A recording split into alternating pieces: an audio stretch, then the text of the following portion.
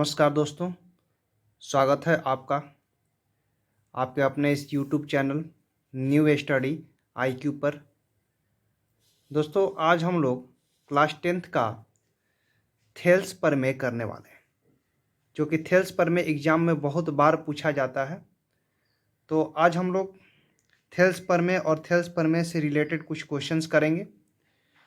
पहले थेल्स प्रमेय पढ़ते हैं, थेल्स प्रमेय है क्या और थेल्स प्रमेय को और किस नाम से जाना जाता है। तो थेल्स प्रमेय को आधारभूत समानुपातिक प्रमेय के नाम से भी जाना जाता है। थेल्स प्रमेय को जाना जाता है आधारभूत आधारभूत समानुपातिक प्रमेय, समानुपातिक समानुपातिक प्रमेय प्रमेय के नाम से भी जाना जाता है थेल्स प्रमेय। पहले पढ़ क्या लेते हैं इसको कि थेल्स प्रमेय होता क्या है।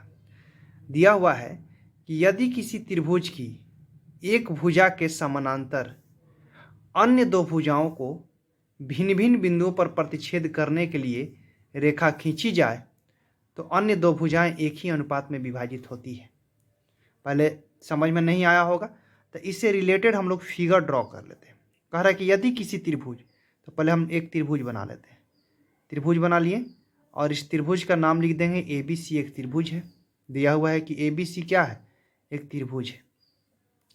कह रहा है कि एक भुजा के समानांतर, एक भुजा के क्या समानांतर, तो मान लेते हैं कि इस भुजा के समानांतर अन्य दो भुजाओं को भिन्न भिन्न बिंदुओं पर प्रतिच्छेद करने के लिए खींची गई रेखा एक भुजा के समानांतर, किसके समानांतर, BC के समानांतर।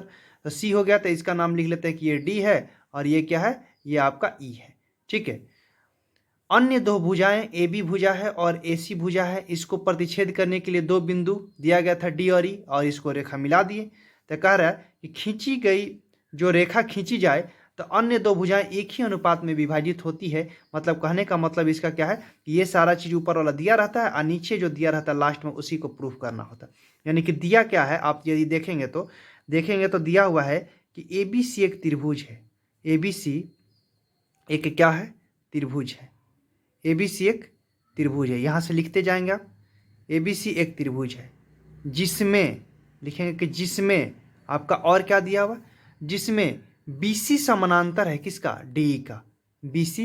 BC जो है आपका समानांतर है, किसका समानांतर है, DE का। ठीक है, और AC का प्रतिच्छेद बिंदु D है और AB का प्रतिच्छेद बिंदु D है और AC का प्रतिच्छेद बिंदु क्या है, E है। इसके बाद लिखेंगे कि AB का प्रतिच्छेद बिंदु जो प्रतिच्छेद बिंदु है वो आपका क्या है, इस AB का प्रतिच्छेद बिंदु आपका D है और AC का प्रतिच्छेद बिंदु आप लिख लीजिएगा, AC का प्रतिच्छेद बिंदु क्या है, E है। AC का E है। हमें सिद्ध क्या करना है कि सिद्ध करना है कि AD बटा में DB, सिद्ध करना है क्या, AD बटा में क्या सिद्ध करना है, DB इज इक्वल AE बटा में EC, एक ही अनुपात में विभाजित होती है। यानी कि AE और बटा में क्या सिद्ध करना है आपका, EC, यही सिद्ध करना है। ठीक है, AD बटा में DB इज इक्वल AE बटा में क्या, EC। इसके बाद रचनाएं कुछ होंगी, इसमें हम रचना हाफ करके आपको बताएंगे, एक ही बार में सारी रचनाएं कर दी जाएंगी तो आप समझ नहीं पाएंगे। पहले क्या होगा कि रचना में यहाँ से इस पे लंब डालेंगे, इस भुजा पर लंब डालेंगे, ये लंब डाल दिए। ठीक है, लंब डालने के तुरंत ही बाद आप क्या करेंगे, जहां से आप लंब डाले थे उसको यहां से मिला दीजिएगा। मिलाना दो बार है, इसको भी मिलाना पड़ेगा, लेकिन एक ही बार पहले इसको आधार मान लीजिएगा, ये पूरे आधार इसको मान लीजिएगा। पहली बार में इससे बनाएंगे, अगली बार में इधर से बनाएंगे, जब इधर से मिलाएंगे तो इसको बनाएंगे। ठीक है, तो देखिए क्या होगा कि रचना में आपका लंब डाले हैं किस पे, AB पे कौन लंब डाला है, यहाँ पर मान लेते हैं M मान लेते हैं इसको, और उधर वाला को N मान लेंगे। ठीक है, तो रचना में लिखाएगा कि आपका कौन सा लंब है, EM लंब है, किस पे लंब है, AB पर लंब है। ठीक है, और इसके बाद क्या किया गया है, इसको B और E को मिलाया गया है, तो लिख देते हैं क्या, ये बाद में लिख देंगे हम, क्योंकि रचना अभी और करना है, यहाँ से इसको मिलाना है, लंब डालना है। ठीक है, तो यहाँ से हम थोड़ा सा दूर में लिख देते हैं कि E से B को मिलाया, E से किसको मिलाया, E से B को मिलाया। ठीक है, चलिए अब स्टार्ट करते हैं। पहली बार में हम इस त्रिभुज को लेंगे, ऊपर वाले त्रिभुज को, इसका नाम है ADE। इस त्रिभुज का क्या नाम है, ADE।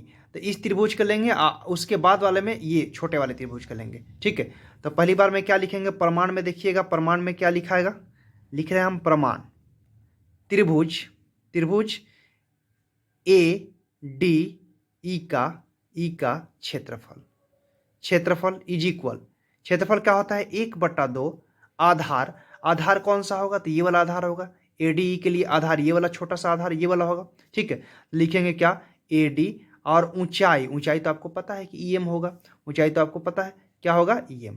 ठीक है, इसके बाद फिर कौन सा त्रिभुज का, नीचे वाले त्रिभुज का, इस त्रिभुज का जब इस तरह से आ रहे हैं AD, तो इस तरह से भी इधर भी आएंगे, क्या लिखाएगा इसका, DB।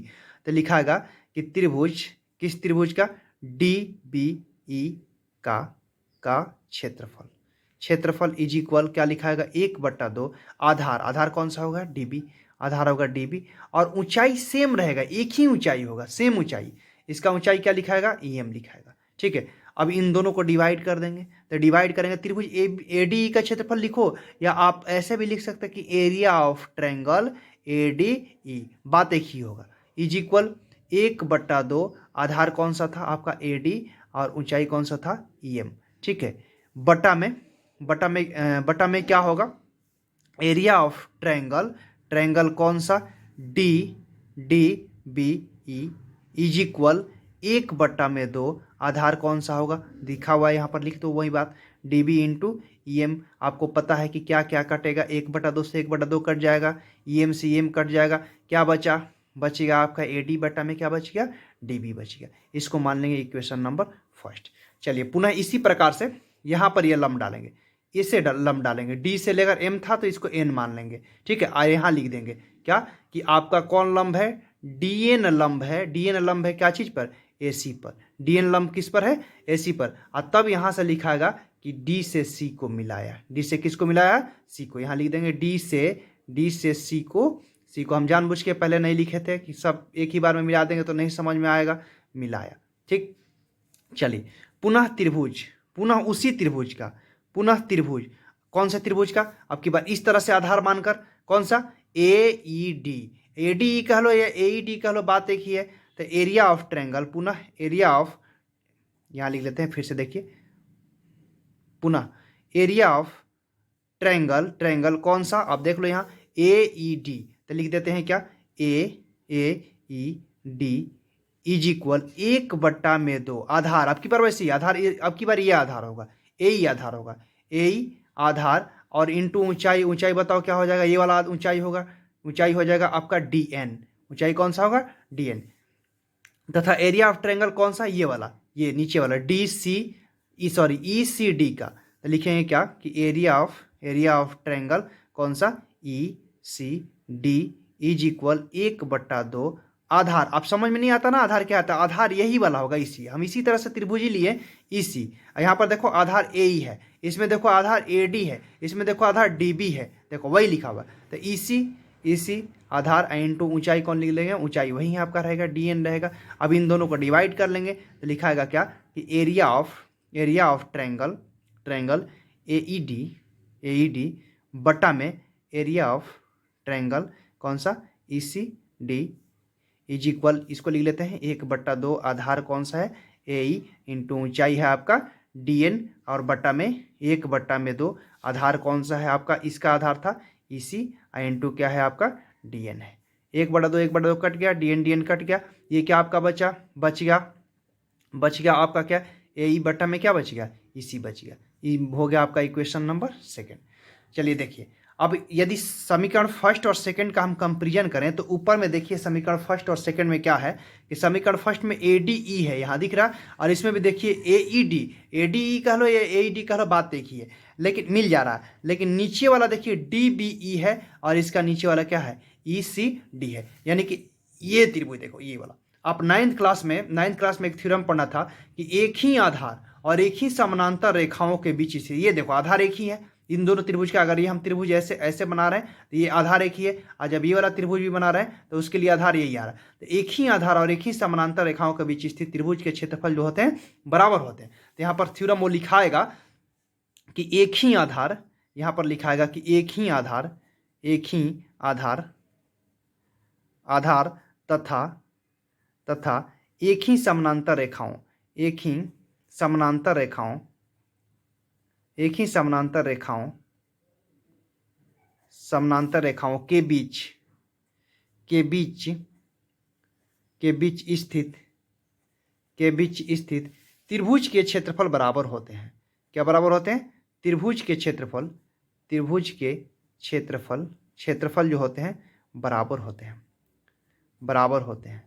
देखिए बराबर होते हैं का मतलब क्या हुआ कि ऊपर वाला देखो आप बराबर था, हम नीचे वाला जो है नीचे के बराबर करने की कोशिश करें तो लेफ्ट हैंड साइड बराबर हो जाएगा, तो राइट हैंड साइड बराबर हो जाएगा, और हमें यही प्रूफ करना था बराबर होते हैं। इसलिए क्या होगा, जब बराबर होते हैं तो यही वाला डायरेक्ट लिख देंगे। इसलिए एरिया ऑफ ट्रायंगल कौन सा? DBE इज इक्वल, ये वाला नीचे वाला एरिया ऑफ ट्रायंगल कौन सा? ECD बराबर हो गया।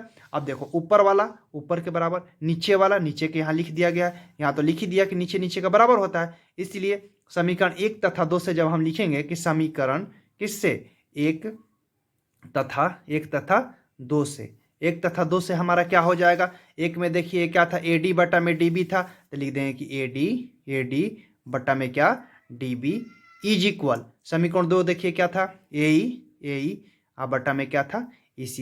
EC था, यहाँ लिखाएगा हेंस प्रूव्ड।